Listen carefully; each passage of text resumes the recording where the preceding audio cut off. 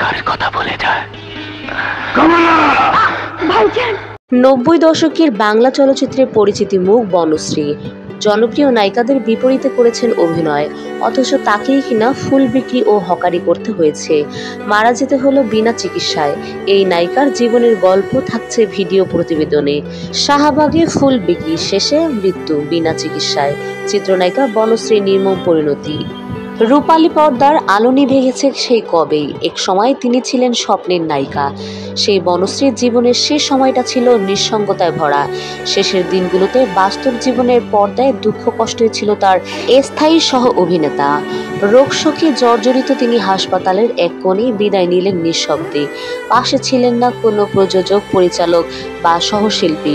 ছিল কেবল একমাত্র ছেলে মেহেদী হাসান আর ছোট ভাই হারুন শিকদার সহ আত্মীয়স্বজনের চোখের পানি। মঙ্গলবার 16 সেপ্টেম্বর সন্ধ্যার পর নিঃশব্দে তাকে সমাহিত করা হয় নানাবাড়ির কবরস্থানে। আলো, ক্যামেরা, করতালির সেই সব দিন যেন ইতিহাস হয়ে রইল। আলো ঝলমলে জীবনের পর্দা নামে এক নিঃসঙ্গ করুণ পরিসমাপ্তিতে। বনশ্রীর ছোট ভাই পেশায় ছিল ইলেকট্রিশিয়ান। ঢাকার মোহাম্মদপুরে থাকেন। বোনও প্রায় ভাইয়ের বাসায় থাকতেন। মাস দুয়েক তিনি ঢাকা ছাড়েন। বোন ঢাকা ছেড়ে শিবচর গেল। 14 বছর বয়সী ছেলে মেহেদী হাসান মামার সঙ্গে মোহাম্মদপুরে বিজল্লি মহল্লার বাসায় থাকত। মঙ্গলবার সকাল 10টায় বনশ্রীর মৃত্যুর খবর শুনে ভাগ্নে মেহেদীকে নিয়ে ঢাকা থেকে শিবচরে ছুটে যান হারুন। ভাই যাওয়ার আগ পর্যন্ত বনশ্রীর মরদেহ পড়েছিল শিবচর উপজেলা স্বাস্থ্য কমপ্লেক্সে। এরপর বনশ্রীর মরদেহ নেওয়া হয় তার নানাবাড়ি কুমিরপাড়া এলাকায়। সেখানেই সমাহিত করা হয় তাকে। হারুন জানালেন, বেশ কয়েক মাস ধরে তার বোন বনশ্রী কিডনি, মস্তিষ্ক, হার্টের সহ নানা সমস্যায় ভুগছিলেন। ঢাকার একাধিক হাসপাতালে কয়েক মাস ধরে চলে তার চিকিৎসা। মাস দুয়েক আগে তিনি শিবচর যান। 5 দিন আগে তিনি অসুস্থ হয়ে পড়েন। এরপর শিবচর উপজেলা স্বাস্থ্য কমপ্লেক্সে নিজে গিয়ে ভর্তি হন।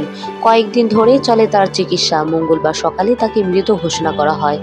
90-এর দশকে বাংলা চলচ্চিত্রের যে কয়েকটি মুখ দর্শকের মনে গভীর ছাপ ফেলেছিল, বনশ্রীও তাদের একজন। এক সময় পর্দায় তাকে ছাড়া পূর্ণ হতো না অনেক সিনেমা, কিন্তু সময়ের নিষ্ঠুরতায় এক সময় আলো থেকে ছিটকে পড়ে তিনি চলে যান অন্ধকারে। জীবনের শেষ অধ্যায়ে এসে এই নায়িকার জীবন থেমে যায়। এই নায়িকার জীবন হয়ে ওঠে সংগ্রাম, অনটন আর একাকিত্বের আরেক নাম। 1994 সালে মুক্তি পাওয়া সোহরাব রুস্তম সিনেমার মাধ্যমে বনশ্রীর রূপালী পর্দায় আত্মপ্রকাশ। নায়ক ইলিয়াস কাঞ্চলের বিপরীতে অভিনীত ছবিটি বাণিজ্যিকভাবে সফল হয়। রাতারাতি পরিচিত হয়ে ওঠেন বনশ্রী। এরপর শুরু হয় তার ব্যস্ত সময়। একে একে তিনি অভিনয় করেন 8 থেকে 10টি সিনেমায়। নায়ক মান্না, রুবেল, আমিন খানের সঙ্গে পর্দা মাতান তিনি। দর্শকেরা তাকে গ্রহণ করে নতুন প্রজন্মের নায়িকা হিসেবে। শুটিং শেষ, গান, নাচ, ক্যামেরার ঝলকানি সব মিলিয়ে তখন তার জীবনে রঙিন সিনেমার মতোই। একটা সময় সিনেমা অভিনয় ছেড়ে দেন।